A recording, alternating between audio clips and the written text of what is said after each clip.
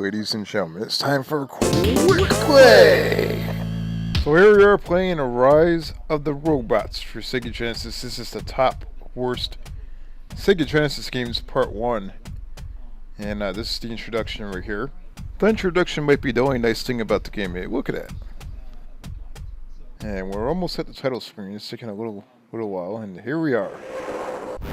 Rise of the Robots. Let me look at that. You have that scary music in the background, so you know that you're going to be playing a shitty game. And before we go into the game, we have a little bit of an introduction right here, and the introduction actually looks surprisingly not bad for Sega Genesis. I mean, it looks ugly, but still, considering that this is on Genesis, it actually looks pretty good. And we have, oh yeah, I remember this game. We have some mechs coming at us, like some mech warrior shit. Look at that. It's turning red. You know what that means? It means someone's getting pissed off. And finally, the game's starting. Yeah, this is definitely one of the worst Super Nintendo games, and it's also one of the worst Sega Genesis games. Although it does look a little better on Sega Genesis for whatever reason, I'm not sure why. Is it me, or did that countdown on top go by really fast? I mean, what, 2 seconds, 1 second? What the fuck was that? It's what, 30 seconds to play the game. I'll play it around at least. I mean, come on. This game is nothing but punching and kicking. Punching and kicking. And that's about it. So there's also no character select screen also. You just play as one character and that's it. You know, 30 seconds is not enough to kick that thing's ass. I don't get why each round is 30 seconds. The controls are so sluggish. They don't what the fuck? Maybe they gave it 30-second rounds because they were afraid to let you play it longer than 30 seconds. Yeah, they probably knew that their game sucked ass. I mean, look at this.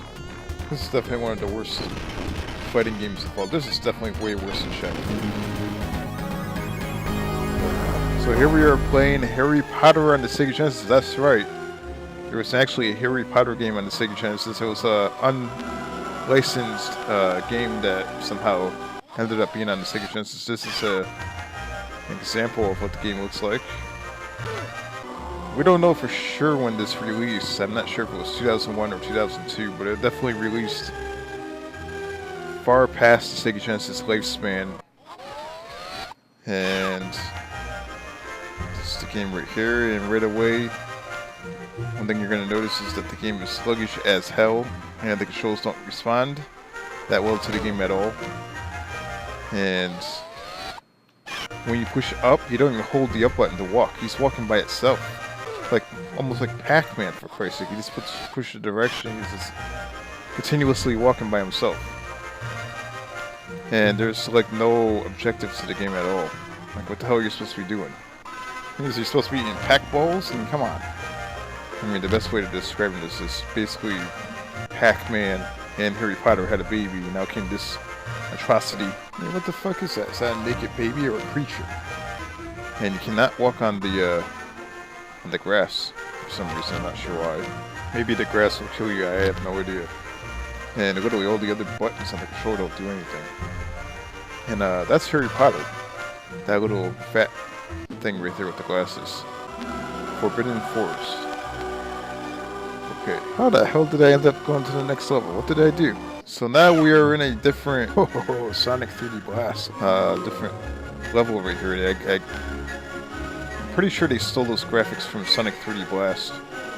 That looks very, very familiar. And as you can see there, it's very, very easy to die in this game. So this is basically a ripoff of Sonic 3D Blast to a certain extent, but a lot fucking boring. And with Harry Potter, it's very, very easy to get a game over as soon as you bump into an enemy. There's no way of killing the enemy, so it's like if you get cornered, you get cornered. That's it. I mean, at first glance, when you look at like a screenshot of the game, it almost looks like something like Harvest Moon or something like that. It looks like some RPG type game, but once you play the game, it's like, what the hell is this? Now, interestingly enough, they still sell a lot of bootleg Sega Genesis games that are unlicensed over in Russia. They sell them on eBay. You can still buy these games, which is pretty interesting. But these games are horrible. We will probably see more unlicensed games on part 2 or part 3 of the worst Sega Genesis games. I mean, this is pretty bad. Now our next Sega Genesis game. Now this time we were actually playing a game that's licensed to be on the Sega Genesis, not an unlicensed game this time. So we're playing Time Killers. Now, upon doing research, apparently this game is one of the worst games on Sega Genesis. We're going to take a look and figure out the reason why. I don't think I'd ever played this before. Maybe I have. I played so many games I don't remember, but this is the title screen right here. And it says Time Killers, and it looks pretty bloody looking. Look at that. It looks like it might be a fighting game right here. We just have to pick our character. I mean, who should we pick? Let's pick that thug guy right here. His name is Thug. Look at that. Look at that face. Alright, so this definitely is a fighting game of some sort. The graphics look kind of ridiculous. Whoa, what the hell was that? What the fuck? That was the quickest round in a fighting game I've ever seen in my life. Look at my head, just laying right there. What the hell was that? What the fuck was that shit? He killed me in one shot. Oh god. What a prick. I've never seen a fighting game where you die in one hit.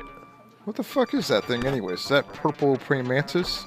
I'll say the difficulty is kind of unpredictable at this point because I managed to beat the computer right there, but the first round he freaking wrecked me in one shot, which I don't get. But the graphics kind of look not that good, to be honest.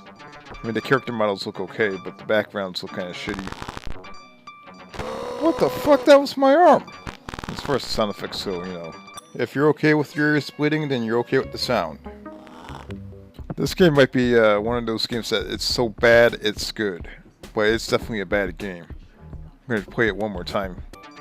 This game actually takes advantage of the 6-button controller too, which is kind of strange because all the punch buttons are on top, and the kick buttons are on the bottom. Oh, what the hell? My head just flew off my body. Look at that. Son of a bitch. This game is pretty bloody and gruesome. And usually that's a good thing, but I don't think it helps this game out that much. This might be one of the most violent Sega Genesis games, to be honest. You can actually cut your limbs off. James Pond Part 3. Now, this game had at least, 3 games, of course. And I don't think any of them were really that great. But let's check out the third one. The third one was exceptionally not that good. This may be the title screen right here, I think. So this game kind of blatantly ripped off Sonic the Hedgehog and Super Mario somehow. There's a little story before you go into the game. Let's see if we can get past this point. This kind of sucks. And this is the title screen. It's about time. Not that good of a title screen. Kind of sucks. And this appears to be a map similar to Super Mario World. What the hell am I doing here? Okay, you have to push start. That was a little confusing. See, we're gonna get ready. And it's a platformer. Look at this. I mean, I'll give you that the animation's actually pretty good on it. But the main character is really cheesy looking. Almost looks like a Yoshi ripoff or a Ninja Turtle ripoff. Okay, so I'm trying to figure out the controls on this game. And apparently in this game, in order to hit an enemy, you have to actually hold down the C button. You have to actually push different directions to actually hit. So the left and right direction pad actually does the hitting, which is a clusterfuck. So if you push the C button, it doesn't do anything except for that. What the fuck is that? Kick your ass over here, kick your ass. Alright, so if you jump up on this thing... Come on, get up there, you fuck. This game I actually never played before. What the fuck is that? Are you supposed to be able to do that? That does not look right. What the hell's the point of that? So this is a very interesting platformer. Oh, alright, you're sorting like hell. What the hell? You ain't Sonic the Hedgehog. This skin right here. You can actually pick up different objects and use different objects in the game. The controls are not that bad, except for the punching part. It's pretty safe to say that the Sega Genesis did not really have too many bad games, for the exception of just had a lot of sports games, but other than that, it had a pretty solid library of games. I'm holding a block of cheese in my hand right now, and I'm not sure if I'm supposed to eat it or drop it. Do something with the damn cheese. text popping up on the screen. That text is kind of hard to read a little bit. It's not really that pleasant on the eyes. And the problem is it happens quite a bit. And they definitely stole that from Super Mario. And right now we're walking down here, and you can tell they stole that from Sonic. Yeah, I didn't know that Sonic and Mario had a crackhead baby, but this is it right here. I believe that's the end of the stage right there, I'm not sure. Yeah, area cleared, so we just made it through the first level. It's not that difficult. And much like Super Mario World, you have a little map right here. We can actually navigate to the next level. Only to end up dying.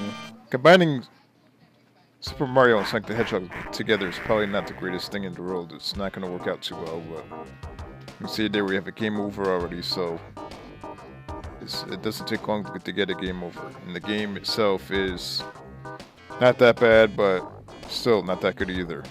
Quick play! Stay tuned for a part